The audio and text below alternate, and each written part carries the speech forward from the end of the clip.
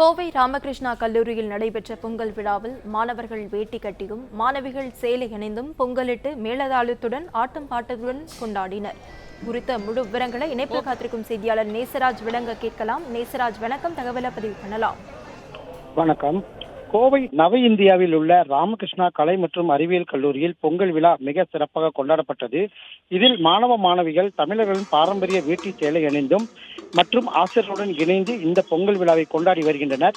இதில் முக்கியமாக பொங்கல் வைத்தல், கோலம் போடுதல், கைவினைப் பொருட்கள் செய்தல், பறை அடித்தல், சிலம்பாட்டம், மெதுவாக சைக்கிள் ஓட்டுதல், பம்பரம் விடுதல், பல்லாங்குழி ஆட்டம், 5 கால் ஆட்டம், அம்மியில் மஞ்சள் அரைத்தல், உலக்கையில் அரிசி குத்தல், மருதாணி வைத்தல் உள்ளிட்ட பல்வேறு போட்டிகளும் நடத்தப்பட்டன. கிராமிய ஆடை அலங்கார போட்டியும் நடத்தப்பட்டு தமிழ் மகன் மற்றும் அழகிய தமிழ் மகள் பட்டங்களுக்கும் இந்த ஆசிரியர்கள் விருதுகளை வழங்கினர். இது குறித்து மாணவர்கள் கூறும் பொழுது, கிராமப்புறங்களில் பொங்கல் விழா கலாச்சார முறைப்படி நடைபெற்று வருவதாகவும் நகரப்பகுதிகளில் அதுபோன்று நடைபெறுவதில்லை எனவும் தெரிவித்தனர். இதனை அடுத்து பல்வேறு மாநிலங்களைச் சேர்ந்த அங்கு படிக்கும் மாணவர்கள் இந்த பொங்கல் விழாவை வெகுவாக கண்டு ரசித்தது குறிப்பிடத்தக்கது. தகவல்களுக்கு நன்றி நேசராஜ். சொல்லணும், புரியுதா?